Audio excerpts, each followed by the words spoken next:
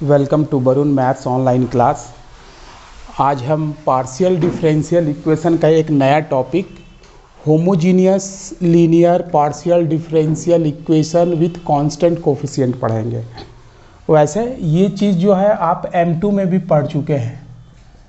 M2 में था कि linear differential equation with constant coefficient, linear differential equation with constant coefficient, ये आप M2 में पढ़ चुके हैं, जहां आपको याद आ रहा होगा y = CF + PI निकालते थे।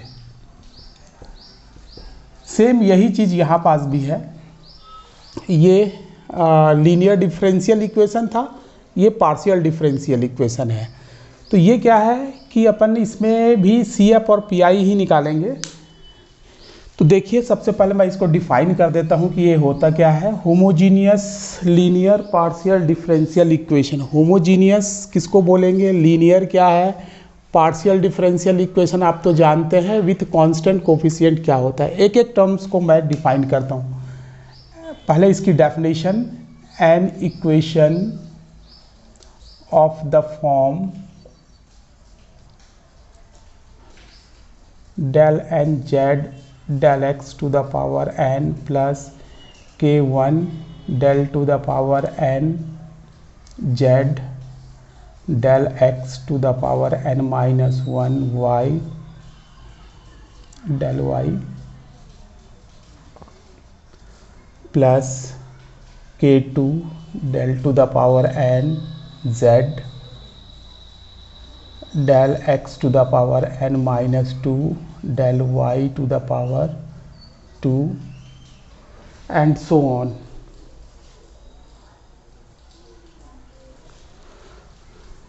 Plus kn del to the power n z del y to the power n is equals to function of x y। इस टाइप के इक्वेशन को अपन partial differential equation with homogeneous linear partial differential equation with constant coefficient बोलेंगे। तो यहाँ पास क्या है, where case जो है, वेयर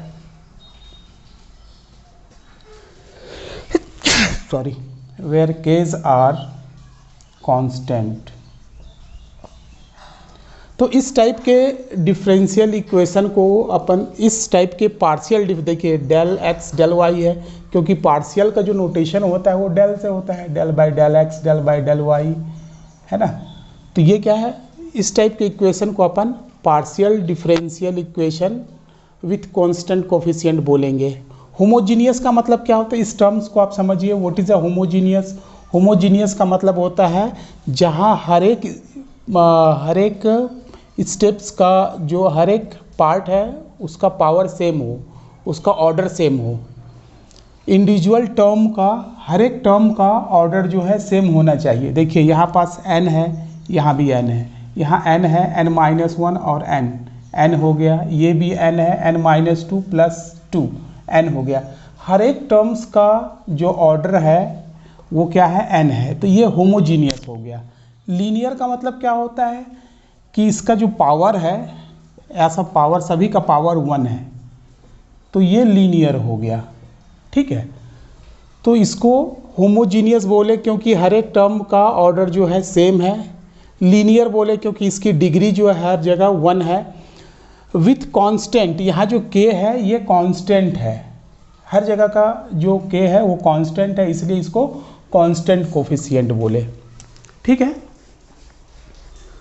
और इसका ऑर्डर क्या है, it is a homogeneous linear partial differential equation with constant coefficient of order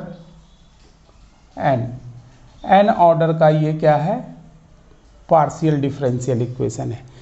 इसका भी जब भी आप सॉल्यूशन निकालेंगे, इसका भी सॉल्यूशन दो पार्ट में दिया जाता है। वहाँ y = लिखते थे, यहाँ आप z = लिखेंगे CF + PI, जहाँ CF का मतलब होता है कॉम्प्लीमेंट्री फंक्शन और PI का मतलब होता है पर्टिकुलर इंटीग्रल, ठीक है। इसको बनाने का कुछ तरीका अलग है, मैं आपको बताऊंगा कि इसको कैसे बनाते हैं। CF कैसे निकालते हैं, CF को भी निकालने के 2-3 तरीके हैं। PI कैसे निकालते हैं इसको भी बताएंगे, क्योंकि आप इसको डिफरेंशियल इक्वेशन में CF और PI को निकालना सीख चुके थे। तो यहाँ भी अपने को CF और PI के बारे में अपने को देखना है कि जो पार्शियल डिफरेंशियल इक्वेशन है उसका CF और PI कैसे निकालते हैं। मैं प्रॉब्लम लेके ही चलता हूँ, उसके बाद मैं इसके डिटेल्स में इसको बताऊँगा आपको। पहले एक प्रॉब्लम लेके चलता हूँ। जब राइट हैंड साइड में 0 रहेगा तो इसका केवल CF ही इसका आंसर होगा।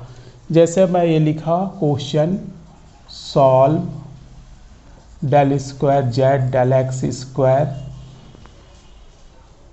Plus del square z del x del y, और ये हो जाएगा -6 del square z del y square is equals to 0।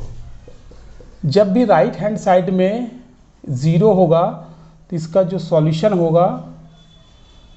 Solution होगा वो z is equals to CF ही इसका सॉल्यूशन होगा। जब राइट हैंड साइड में केवल 0 है, कोई फंक्शन नहीं होगा, तो इसका आंसर क्या होगा, z इक्वल्स टू जो इसका CF निकलेगा। इसका CF कैसे निकालते ये देखिए।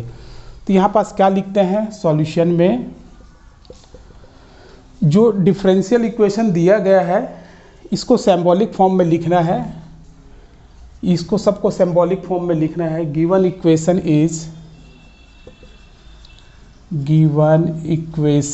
Can be given equation in symbolic form. इसको सबसे पहले आप सिंबॉलिक फॉर्म में लिखिए। सिंबॉलिक फॉर्म का मतलब होता है कि डेल बाई डेल एक्स की जगह में आप d रखेंगे और डेल बाई डेल वाई की जगह में d डैश रखेंगे। ठीक है, तो ये सिंबॉलिक फॉर्म हो जाएगा इसका। तो इसको सिंबॉलिक फॉर्म में लिखिएगा तो ये क्या हो जाएगा, डी स्क्वायर प्लस, देखिए ये क्या हो जाएगा d, और ये क्या हो जाएगा d डैश, d डैश हो जाएगा, और ये क्या हो जाएगा -6 ये d डैश का स्क्वायर इक्वल्स टू 0। ये हो जाएगा सिंबॉलिक फॉर्म में। ठीक है, समझ में आ रहा होगा। अब इसका ऑक्सिलरी इक्वेशन निकालते हैं। इट्स ऑक्सिलरी इक्वेशन निकालते समय अपन क्या करते हैं, d की जगह में m पुटअप करते हैं और d डैश की जगह में 1 पुटअप करते हैं। तो अपने को क्या मिलेगा, देखिए यहाँ से ये हो जाएगा m square plus m -6 equals to 0। अब इसका फैक्टराइज कर लीजिए आप। तो इसका फैक्टराइज कैसे करेंगे, देखिए इसका फैक्टराइज आप करेंगे तो ये हो जाएगा m square plus 3m -2m -6 equals to 0। तो यहाँ से आप m को कॉमन निकालेंगे तो ये हो जाएगा m +3 -2 को कॉमन निकालेंगे तो m +3 इक्वल्स टू 0। तो ये हो जाएगा m -2 और ये हो जाएगा m +3 इक्वल टू 0। तो आपको मिला m इज इक्वल्स टू 2 और m इक्वल्स टू -3। इसके दो वैल्यूज़ निकले। ठीक है, दोनों वैल्यू जो है, जो इसके रूट हैं, 2 रूट निकले हैं, दोनों रूट डिस्टिंक्ट हैं, अलग अलग हैं। तब इसका जो CF लिखाएगा, इसका CF ये लिखाएगा, ये फंक्शन के फॉर्म में लिखाएगा। CF लिखने का जो तरीका होता है वो ऐसा होता है। CF कैसे लिखते हैं ये देखिए, वेरी वेरी इंपॉर्टेंट है। CF लिखने का तरीका है, CF M1 M2 ये सब रूट्स हैं मान लो, तो ये F1y plus M1x लिखाएगा plus F2y M2x, ऐसा लिखते हैं इसका CF को। ये M1 है और ये M2 है। ठीक है, तो इसका CF लिखूंगा तो मैं क्या लिखूंगा, F1y प्लस 2x और इसको लिखूंगा F2y -3x। ये इसका सॉल्यूशन होगा। Hence it's complete solution is z is equals to f1 y plus 2x और plus f2 y minus 3x। क्योंकि राइट हैंड साइड में इसका जीरो था, जब भी राइट हैंड साइड में जीरो के फंक्शन होते हैं तो यही इसका कंप्लीट सॉल्यूशन हो जाता है। मेन चीज़ था मैं आपको CF निकालना सिखा रहा था। CF को अपन कैसे लिखेंगे, ये CF लिखने का तरीका है। तो CF कैसे लिखते हैं इसके लिए मैं आपको बताता हूँ। CF जो है 3 फैक्टर के ऊपर डिपेंड करेगा। जैसे मैं आपको एक बता रहा हूँ एग्जाम्पल से, यहाँ पास CF कैसे लिखेंगे इसके ऊपर डिपेंड करता है। CF को यहाँ मैं 2-3 भागों में बांटता हूँ। CF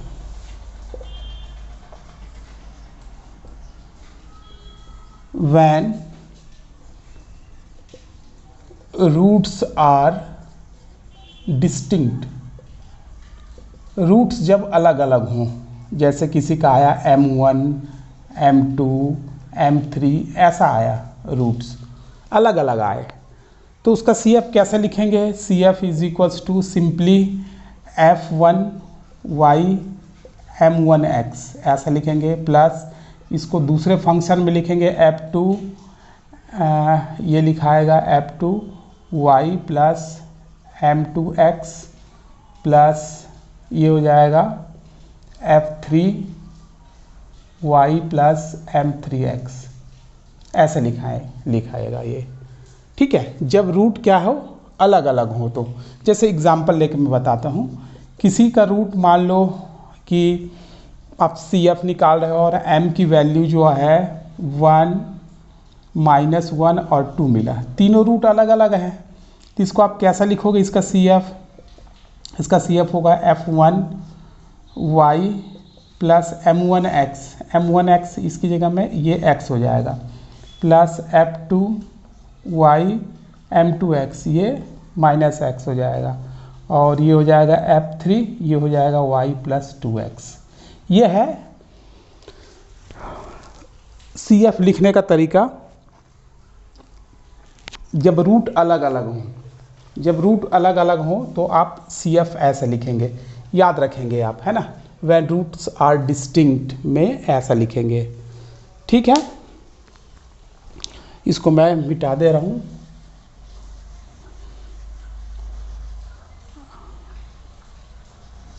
अब जब दूसरा में when roots are distinct हो गया, when roots are repeated,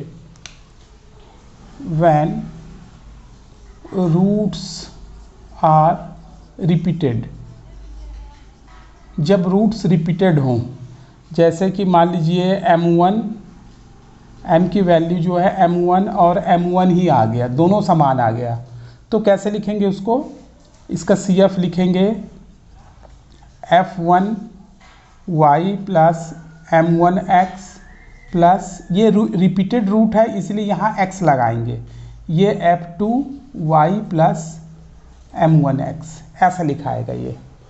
ठीक है, समझ में आ रहा है। जब भी रूट रिपीट करेगा तो आप ऐसा लिखेंगे। इसका मैं एग्जांपल बताता हूँ। जैसे मान लीजिए कि m की वैल्यू 2 और 2 आ गया, तो आप इसको कैसे लिखेंगे, CF is equals to F1 y plus 2x plus x लिखना ज़रूरी है क्योंकि ये डिनोट करता है, ये इस चीज़ को दर्शाता है कि ये रूट जो है रिपीट हो रहा है, F2 y प्लस 2x। ठीक है, आपको समझ में आ गया। जब रूट रिपीट हो रहे हो तो उसको कैसे लिखते हैं, क्लियर है। अब तीसरे में है कि और मान लीजिए कि रूट रिपीट भी कर रहा हो और डिस्टिंक्ट भी हो, एक ही साथ तीनों हो, तो वो क्या कैसे लिखाएगा। जैसे ये रूट क्या है, रिपीटेड है और एक साथ और डिस्टिंक्ट भी है। When roots are repeated and distinct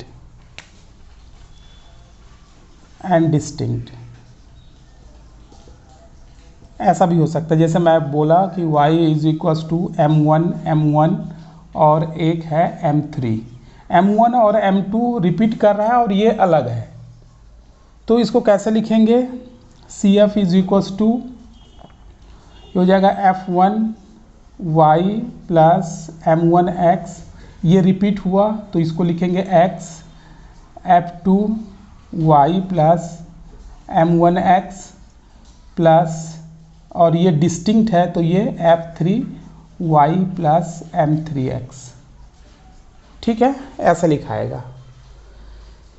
यदि आप इसका एग्जाम्पल देना चाहोगे तो एग्जाम्पल में मान लो कि किसी का रूट आया 2, 2 और 3, कुछ रूट रिपीट है, एक रूट रिपीट है, दूसरा अलग है, तो इसका कैसे लिखाएगा C F is equals to हो जाएगा f1y प्लस 2x प्लस ये रूट रिपीट कर रहा है तो x, f2y प्लस 2x, और ये अलग है तो ये हो जाएगा f3y प्लस 3x, ठीक है।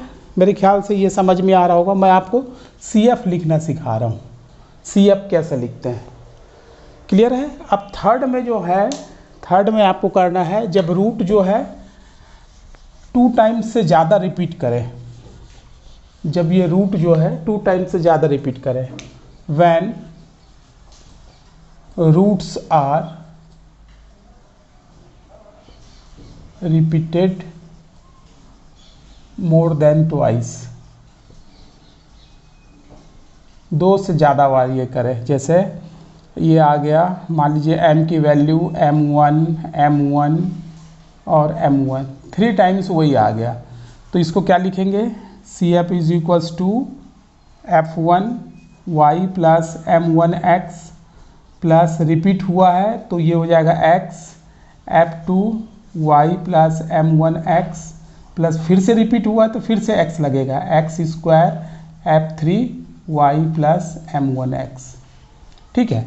फॉर एग्जाम्पल आप देख लीजिए, यदि m की वैल्यू 2, 2, 2 3 टाइम्स रिपीट हो रहा है तो ये लिखाएगा CF is equals to f1y plus 2x plus x, f2y plus 2x plus x square f3y plus 2x। ऐसा आपको ये 3 कैटेगरी है, 1, 2 और 3 रूल मैं आपको अलग से बता दिया। ये CF लिखने का तरीका है, आप इसको ध्यान में रखेंगे कि आपको CF कैसा लिखना है।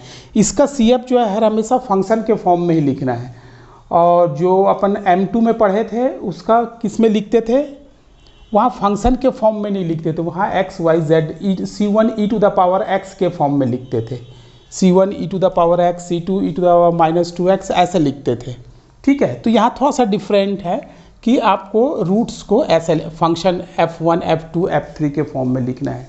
जब रूट रिपीटेड हो तो कैसा लिखना है, जब रूट डिस्टिंक्ट हो तो कैसा लिखना है, ठीक है। अब इसमें जो है PI में मोस्टली आपको M2 से ज़्यादा इजी है, ये M2 से ज़्यादा इजी है, मोस्ट इजी है ये जो है, इसका PI easier than M2, easier than M2's PI।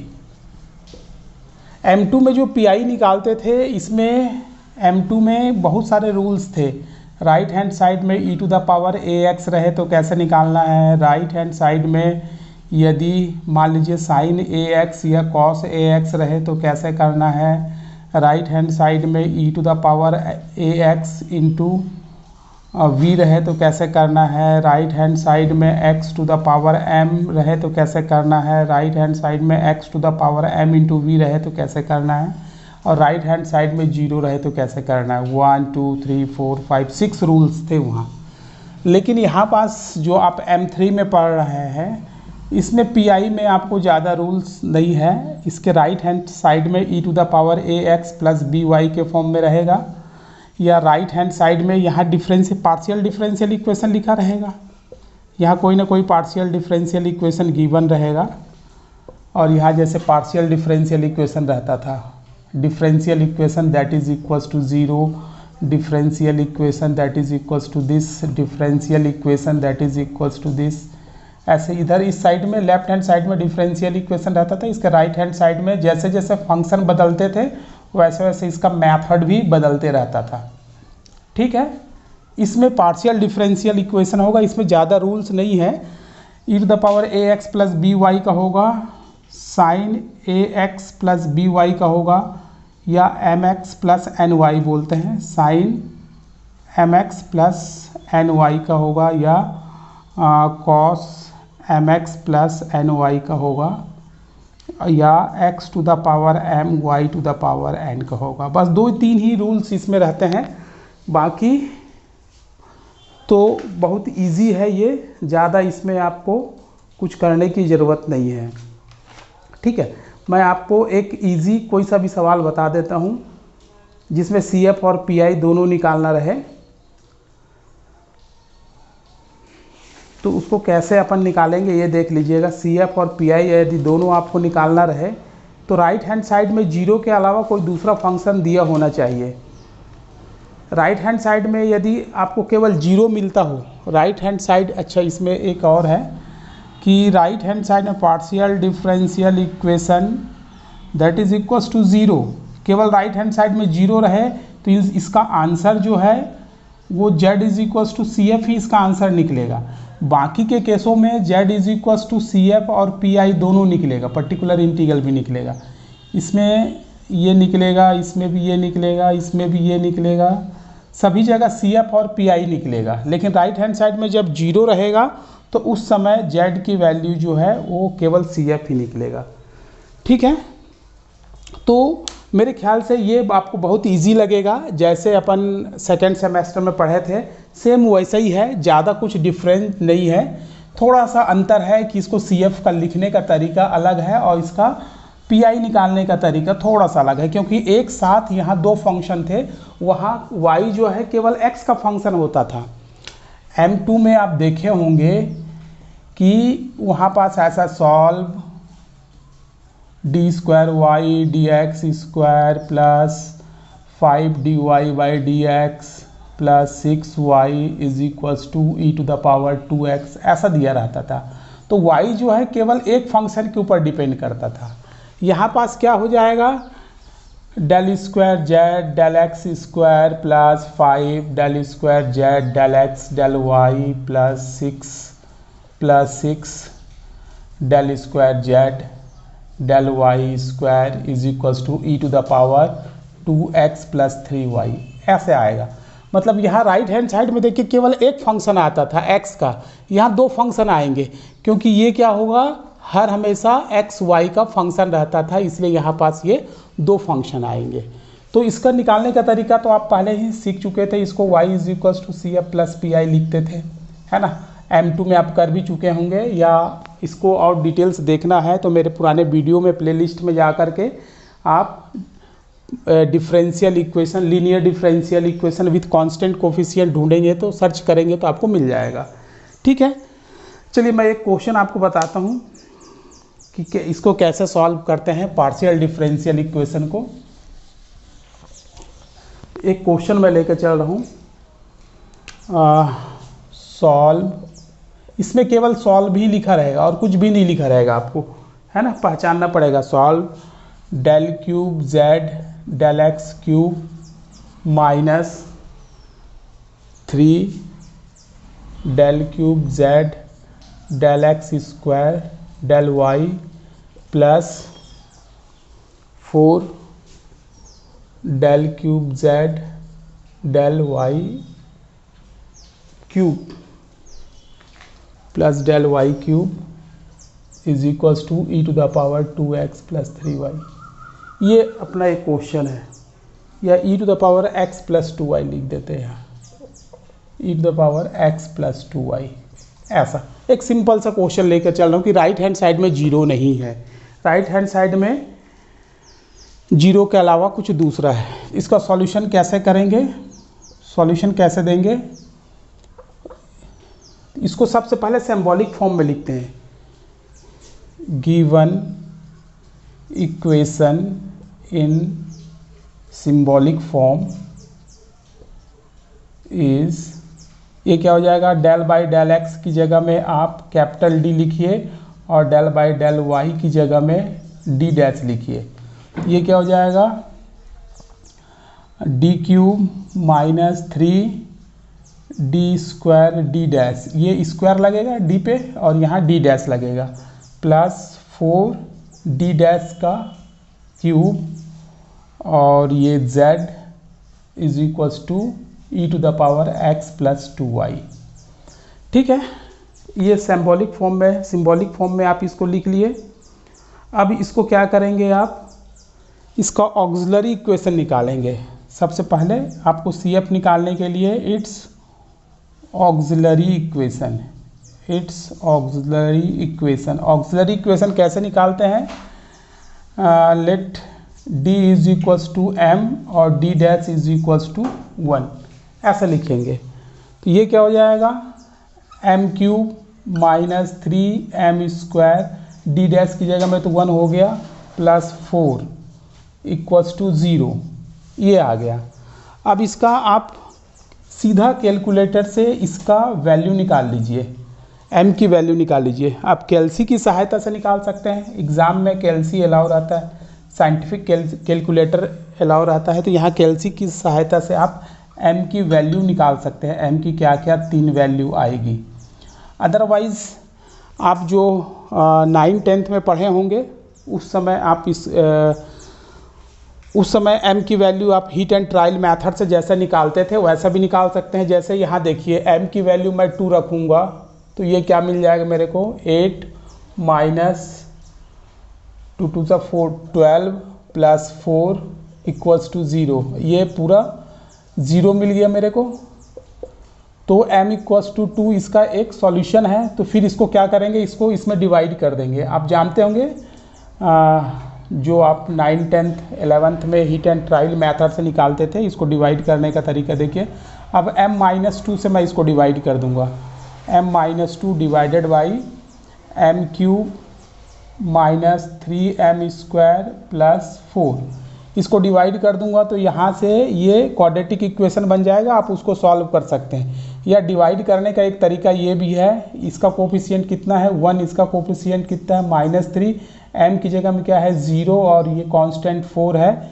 इसको आप क्या चीज़ से डिवाइड कर रहे हैं, 2 से डिवाइड कर रहे हैं, तो ये हो जाएगा 1, इसका मल्टीप्लाई करेंगे तो 2, ये हो जाएगा -1, इसका करेंगे तो -2 और ये आ जाएगा, इसको ऐड करेंगे -2, 2 टू ज़ा 4, ये कैंसिल आउट हो जाएगा। इसको डिवाइड करने के बाद आपको मिलेगा m square minus m minus 2 equals to 0, ये आपको मिलेगा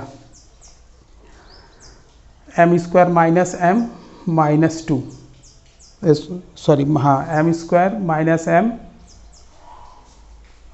और -2 इक्वल्स टू 0। तो इसको आप फैक्टराइज कर लीजिए। इसको कैसे फैक्टराइज करेंगे, इसको फैक्टराइज कर लीजिए। एक फैक्टर तो आपके पास है m स्क्वायर माइनस 2m, तो ये हो जाएगा, मिडिल टर्म को ब्रेक कीजिए, m square minus 2m plus m। थोड़ा सा मैं डिटेल्स बता दे रहा हूँ, वैसे आपको ज़रूरत नहीं है, आप कैलकुलेटर से सीधा इसकी वैल्यू निकाल सकते हैं। एक वैल्यू तो हीट एंड ट्रायल मेथड से 2 आ ही गया है, एक वैल्यू 2 आ ही गया है, दूसरी वैल्यू निकाल रहा हूँ m minus 2 plus 1 m minus 2 equals to 0। तो यहाँ से क्या मिलेगा m माइनस 2 और यहाँ से मिलेगा m प्लस 1 इक्वल्स टू 0। तो m इज इक्वल्स टू 2 और -1। तो m की जो तीनों वैल्यूज़ हैं आपको क्या क्या मिला, 2 2 -1। ठीक है, ये 3 वैल्यूज़ आपको मिल गई। तो यहाँ से आप CF निकाल सकते हैं। इसका CF क्या निकलेगा, CF इज इक्वल्स टू इसका क्या निकलेगा, देखिए यहाँ पास देखेंगे तो 2 2 -1 इसका फैक्टर निकला, और ये फैक्टर जो है रिपीटेड हैं, तो ये क्या लिखाएगा यहाँ पास, CF is equals to F1y plus 2x plus F2, ये हो जाएगा F2 x लगेगा क्योंकि रिपीटेड रूट है, x F2y प्लस 2x, और ये हो जाएगा थर्ड में प्लस F3y माइनस x। ये CF निकला आपका, ये CF निकल गया। ठीक है, ये देख लीजिए, ये रिपीटेड था तो f1 y plus 2x plus x y plus 2x निकल गया रिपीटेड रूट के कारण, और ये डिस्टिंक्ट था, अलग से रूट था, तो ये f3 निकल गया। ठीक है, अब देखिए इसका अपन पी कैसे निकालेंगे। तो इसके CF को मैं यहाँ लिख दे रहा हूँ, इसका CF को लिख दे रहा हूँ, CF तो ये हो जाएगा CF इज इक्वल्स टू क्या क्या मिला इसका, f1 y plus 2x plus x, f2 y plus 2x plus f3 y minus x, ये निकल गया आपका। और इसका पी जो निकलेगा, पी कैसा निकलेगा, 1/d³ माइनस 3d² d', इसको d के फॉर्म में लिखना है, ये हो गया d³ minus 3d² d' plus 4, ये हो जाएगा d' का क्यूब e⁻x प्लस 2y।